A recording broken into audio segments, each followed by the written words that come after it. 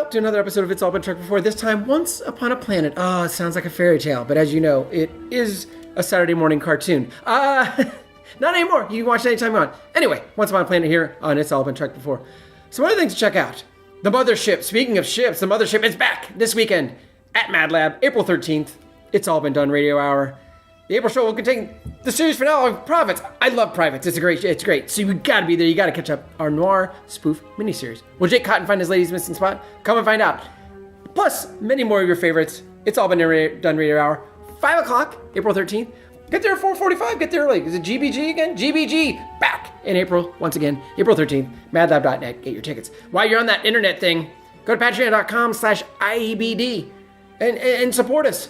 You know, if you donate $10 for It's All Been a Radio Hour podcast, you get the audio sooner is what I'm trying to say. That's what I'm trying to get to you. You get that bonus kind of stuff. Patreon.com. You don't have to give $10, but that gets you that. There's all kinds of levels. You got $1 sitting around, less than 2 cents a day.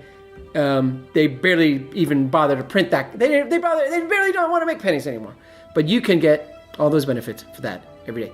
Speaking of things that you can probably do for 2 cents a day, you put your money together. It's all been done on Bare Naked Ladies podcast. It's free, really. But Evan and Saker are going through their entire Bare Naked Ladies catalog, one song at a time, in the weekly show. It's all been done, a Bare Naked Ladies podcast. And now, they've reached the big album. I think they might be well through it. Stunt. Yeah, the one that contains 1 week. So you're definitely going to want to get in now. So check it out. It's all been done. Bare Naked Ladies podcast. Evan, Saker. Now check out Once Upon a Planet. It's all been trucked before. Welcome out to another episode of It's All Been Trekked Before. Skeleton Crew. This is Steve. Jimmy-Jerome. Colleen. Welcome back, Colleen. It's been a while. Thanks. And Zoe actually watched pretty much the whole episode. Poor girl. She's even giving some commentary. I don't think she's going to want to speak here, but I can sum up her comments. Cat! That's funny. So this episode, Once Upon a Planet, First Impressions. I started with, I don't know if it's high hopes is the wrong word, but the original Shore Leave, they go to the Shore Leave planet. The original Shore Leave was a fun episode, which I always enjoyed. And as we've discussed, a lot of these are just kind of retreads. Mm-hmm. And they do throw a little wrinkle in there. But, yeah, I thought it was okay. It's a simple computers taking over story. Got a little silly, for sure. A lot silly at times. I did like that, as happened in the original series as well, that Reason eventually worked on the computer. But it seemed like a difficult false conflict or whatever had to be raised in the computer, thinking that the Kirk and the Enterprise crew were slaves to the Enterprise, the Sky Machine. Sure, without any talk or discussion or any verification of its assumptions. Yeah. I mean, this one, we've seen a couple sequels. Now, this one was really heavy-handed in reminding us it was a sequel and everything that happened the first time around. Yeah, there was even right after that, it's like, Sulu, remember that last time we were here? Mm-hmm. Yeah, and there was the White Rabbit and Alice, and then she shows up, and the White Rabbit shows up, and all that stuff happens, so just in case you didn't remember. And McCoy, weren't you mortally wounded last time? Yeah, And I feel like, I thought at the end of the last, obviously the original Shore Leave did things like, oh man, these things are trying to kill us, and it's like, nope, it's just, computer, whatever, representations or whatever. And I felt like it was all resolved, because the idea, I thought, after that one was, oh, hey, starships will come here and they'll enjoy it and they've got it figured out. I didn't realize if one guy died, the whole system went. I didn't. Did the computer not understand what its purpose was prior to his death? Yeah, and I didn't. And it talked about turning people off, even though it knew machines were separate than people. Right. Like, it wasn't clear what it knew and what it didn't know. There were some weird gaps. And why would the caretaker be the only person there and not have some kind of succession plan? Why didn't all this great programming he did with his computer and he didn't program that into it? Well, he lived thousands of years, apparently. Oh, that's true. That's true. Maybe he didn't expect to die? Maybe it was a surprise? Who built the gravestone? The computer, I assume. I assume it was fond of him. The whatever the machines it had. Yeah. I guess I could see that. That funeral would have been pretty funny. Yeah, I just felt like, I think in my mind, he came out at the end of that last episode, or the shore leave episode, but I never got in my mind that he was the only person on the planet. Mm-hmm. I thought there were other people. No, but they called him the caretaker, didn't they, or Right, something like yeah. that? And they didn't attempt to talk about other people. Right. So I guess that works, but I never understood how the planet worked as far as, okay, it's a pleasure planet or whatever, and and shore leave, nobody had been there apparently, so they were just sitting there waiting for somebody to. It sounded like people stopped there all the time. Just humans. Federation. Yeah, the Federation hadn't been Yeah. there. Yeah. Yeah, so I don't know how, but how does it? Maybe it doesn't matter how it works. In my mind, it's like, well, how do you get a fast pass? How do you? how do you set up? Do you just show up and they're just like, yeah, we're gonna. Yeah. That's all we do on this planet. Pretty we have no much. form of currency. We don't need any. It's not a capitalist society. It's not a barter society. It's just, this is literally all we do. We just function this way. And Sure. I didn't think this the first time, but this time I'm like, oh, so this is a far inferior Westworld. yeah, It creates robots. Mm-hmm. I mean, Westworld's doing it a lot better, but even a few years after this, when they did the Westworld original movie with Majel Barrett, it had a better understanding of what was going on than this. yeah, and in my mind, I guess maybe I forgot, but I didn't think that all the things were robots. I thought they were whatever. I thought they were just more like they were able to send things to trick their minds or whatever. Oh, I thought they were robots. I thought they mentioned yeah. they were robots. Maybe do they? They can manufacture them super quick. You just Yeah. think of it and like, oh, we got it. Maybe I'm thinking of Westworld because they don't.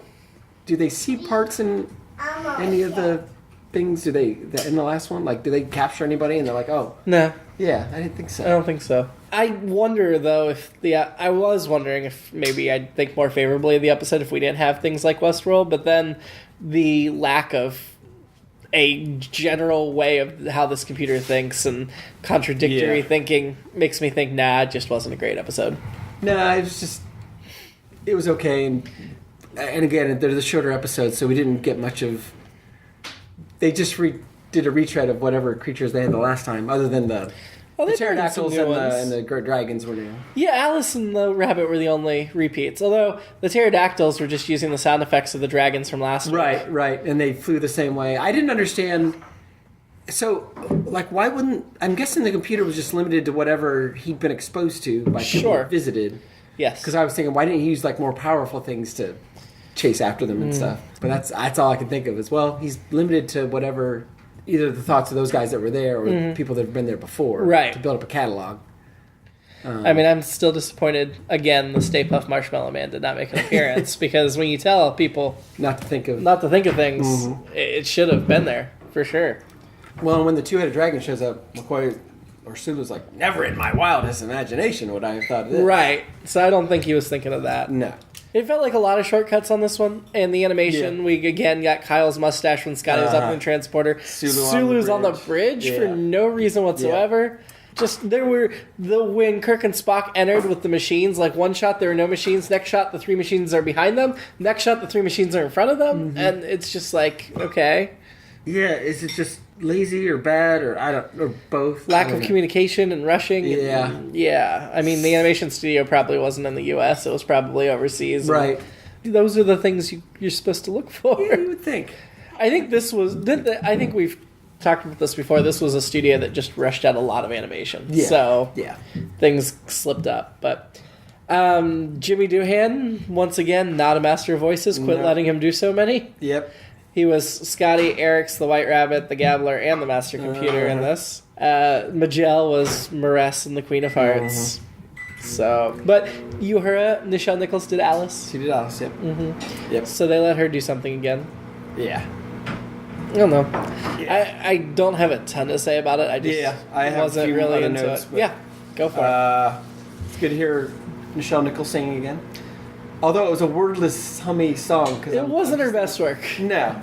And I don't know if they were just like, well, we're not going to write any lyrics, or we can't afford the rights to a real song. But Yeah. Maybe this happened in the other episodes, Marissa's. I don't remember her purring. I think it happened last time we saw her, because Yeah. it's only like the second time she's talked. Yeah. But it was not this much. Yeah, there's purring after everything.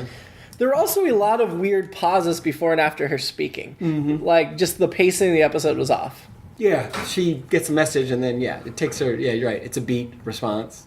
Yeah. Yeah, that's not realistic. I do like that she's always calm no matter what. Sure. I mean, she trained under Uhura. She trained under the best. And it's the purring, I think, helps keep her... The purring would probably relax people. Probably the whole bridge, yeah. Yeah. I was thinking. I was kind of bummed the caretaker was dead. He seemed like a good guy. Eh. He had a good I don't even remember him. 7,000-year run or whatever it was. Whatever it was.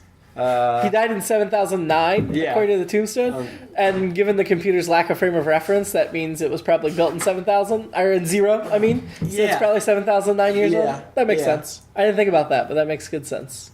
And of course, we don't know how long the years were for. Sure. Did they give it a name other than the Shoreleaf Planet, which they didn't call it the Shoreleaf Planet in Shoreleaf, did they? No. So they're just like, remember the name of that episode, Wink? I noticed there were like 4 shuttlecraft. There were some new-looking ones. I want to see those new ones in I thought action. that was kind of cool. Also, they had seatbelts this episode for the zero because gravity. the zero gravity. Yeah, which I thought was... Which seemed to be like...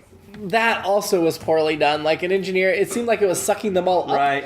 And then Scotty just like flew through the tube. But it was just weird. Without moving. Yeah. It was another thing of another Bonji episode. You got her pretty much in chains the whole episode. Once she's captured, they got her with their arms up the whole time. Yeah, I don't know what that was about. But and I don't know. It was never really clear why it needed her. No, she didn't. They're just like, well, we only need one hostage. Okay. Yeah. So why did you take a hostage in the first place? Well, I mean... so he would have someone to explain what he was doing to. Well, he said it was to force the ship to do its bidding. Right. But it didn't use her for that. It just like beamed on its own computer and was doing its own thing. And there was just... we never saw it actually do the purpose that it said it was going to do. Well, so its thing was what? It was going to take over the Enterprise, figure out how to fly it, and go find other machines? Was that the idea? Just go explore the galaxy, which it assumed was ruled by other machines. Because machines are superior. Why wouldn't it just contact other machines on other planets or something? I feel like... Yeah. Well, and if machines ruled the galaxy and all these people came to the planet or it was reading its thoughts, you'd think one of those people would have thought about the machines ruling the galaxy? Right. And if they didn't, then why did it make that assumption? Yeah, I mean, I like that in a sense the idea was that the computer was learning or whatever. The whole AI thing, but... I mean, it's been learning for 7,000 years. It should have learned better. Well, and it has this weird thought, and then it's like, oh, hey, you know what? I think you have a misperception. Oh, okay. We're all good now. And why does it need to talk to Spock at the end? Why can't they just be like, oh, no, I don't need to have conversations with you. Just think about things while you're down here, and I'll skim your mind. It felt like like the sequels, and not a lot new other than shuttlecrafts and more Maris, more A-Rex, whatever. Yeah, if you're into either of those. But I mean, it's nice to see the crew rounded out a bit. Yeah. There aren't just 6 people on the ship, so having those additional characters helps in some ways. They haven't really developed their characters. No. It's just they're the aliens and they just do things. Honestly, well, that's kind of what Discovery does, because Star Trek Discovery has a whole bridge crew that we know nothing about other than their names, and they get a funny line every here and there. Yeah. And I guess that's a reference back to the original series where we had a bunch of characters that weren't developed, like Kyle and all those people. But it does feel weird to not know your bridge crew when watching Discovery. Yeah, the Orville of all shows does a better job. Well, the Orville has a larger cast that's serving as a main cast. Yeah. Discovery keeps its main cast very narrow. Yeah. And if it doesn't have a story reason to develop those other characters, it doesn't stop to do it. Right. Whereas other Star Trek, we got 22 episodes. We need to bounce around between 8 different people. Yeah. It's not a complaint about Discovery. I actually do really want to learn more about these bridge crewmen, though. And that's a common thing I hear from people is... These crewmen looked interesting. Let us hear about them. But, it's a more focused story. Star Trek doesn't have that excuse. No. Did you have any fashion notes for this? I do not. There wasn't really anything. I can't remember anything. I mean, the computer it looked, I don't know. It's robots or it's flying things were... I mean, the Alice characters wore very traditional garb. Yeah, it was run-of-the-mill. And nobody else took off their uniform, so... Nope. No fashion. Pretty standard. Colleen, did you have anything? No. Nope.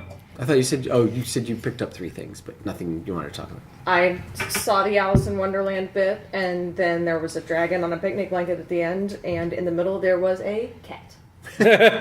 Episode summary. I mean, that's pretty much all that happened. And the picnic blanket made no sense whatsoever. And we learned that Spock and his mom were Lewis Carroll fans. Sure. We did learn that. That was a weird... It was a very short departure, but...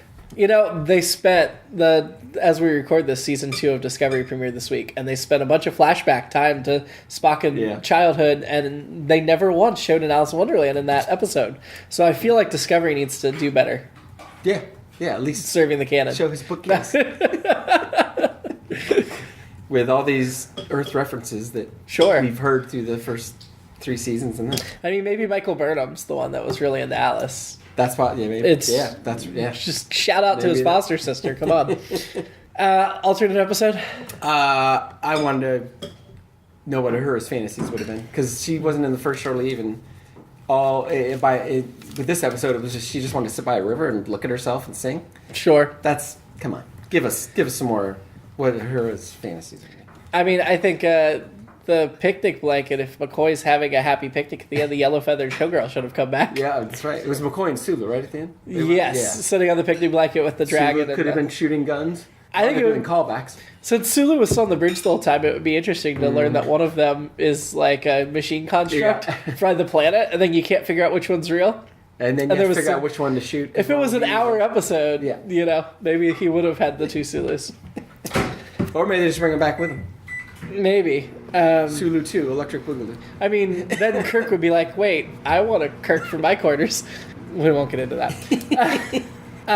Men, women, was there anything in here to... No. Alice is ineligible. She's 8. I would hope so. I don't know how old Alice is, but regardless. I would hope so. So you're going to stick with the blonde yeoman in the stockade? Yes. I'll stick with the Vendorian, who has had a 4-episode run so far. It's telling that our animated choices seem to be more base than our regular series choices. Yeah. I feel like there aren't a lot of she's a great guest star. No, because they don't really have guest stars. NORAD was okay. He's on NORAD 3. My guess is he would pick NORAD 4, but we'll have to wait and see. Colleen, do you want to pick anyone? Anything? Queen of Hearts. Okay. Queen of Hearts. You like the way she was bossing them around? I liked the way that she didn't look like the real Queen of Hearts. What's the real Queen of Hearts?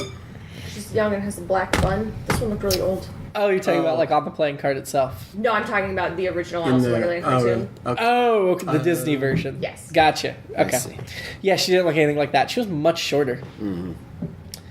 Ranking the episode. So we could start with the other main sequel, More Tribbles, More Troubles. Above or below? I think I like that better. Oh, yeah, absolutely. Magics of Megas 2. That was probably, much as I don't like... That was our Cat's Paw sequel. Although we did have a little Cat's Paw in here with the giant... We did, the giant cat. I'm glad Spock advised them, hey, look out for its claws. Just in case they didn't know how cats work. Better or worse? Probably worse. I hate to say it, but yeah. I mean, Megas 2 wasn't good. I didn't love that either, yeah. One of our planets is missing is the next one down. That was was that the cloud? Yep. It was the cloud that eats planets. Yeah, I don't remember that one well enough to compare it, I don't think. But I'm going to say that seemed more original just from the moment, thinking about it. Yeah. I keep making it like the Immunity Syndrome, which I know we didn't like, but... And the thing, I didn't completely hate this episode, it just wasn't good. Yeah. Lorelei Signal's the one below that. I feel like I want her to like that better, but I know all I'm thinking about is it was just a planet of blonde women. That's the only thing I really liked about it. Yeah. I think that's what, every time I think about it. You want to put it between one of our planets and the Lorelei? Yeah. I mean, I'm having trouble just because I don't remember them as well, and I count on you to do that. Yeah. So, okay, we're going to stick at 3 from the bottom. What's our bottom one? Beyond the Farthest Star, the first episode. Oh, yeah. They did not pick a good one to start off with. This one was written by Chuck Menville and Len Jansen. Yeah. We didn't talk about them, but... They were a couple... They were a cartoon team, if you will. It looks like The Real Ghostbusters, Shazam, Land of the Lost. The Real Ghostbusters seems to be their biggest credit. They did write some Smurfs. Yeah. Tarzan, Lord of the Jungle. Yeah. I mean... They were definitely they got in with Filmation. They did some Hanna-Barbera stuff, too. Oh, Len Jansen did write some of Baywatch Nights. Well, there you go. I kind of feel like their credits, this is probably on par with most of their credits. Yeah. Not great. Yeah. They could do better. They made a career of it, but they were partners until Jansen passed away in 92. Oh. Young, 52. Oh, wow. Yeah. That is young. Super young. Very, very young. Yeah. Let's hope nobody else dies that young. You got a year or so. Yeah, a year and a half. A little over a year. Next week, another sequel, Mud's Passion, the Harry Mudd episode of the animated series. Times not changed Mud's predilection for nefarious business ventures. Really? This time he's peddling an illegal love potion. That sounds a lot like the first thing. Mm-hmm. It does have an accidental effect on Spock, who finds himself falling for Nurse Chapel. That sounds horrible. We will find out if it was horrible very soon. Mud's Women they took a drug and looked pretty, so that people would fall in love with them. Yeah. And that was the inferior of the two Mud episodes by far. It was. But they do have Roger C. Carmel back as Mud, which is appreciated because all of these, you actually need the guest stars. Sure. Until then, this has been a very short episode. Sorry. Yeah, but that's all it deserves. Yeah. Live long and prosper. Take short leave. It's All Been Done presents Who's Got the Time?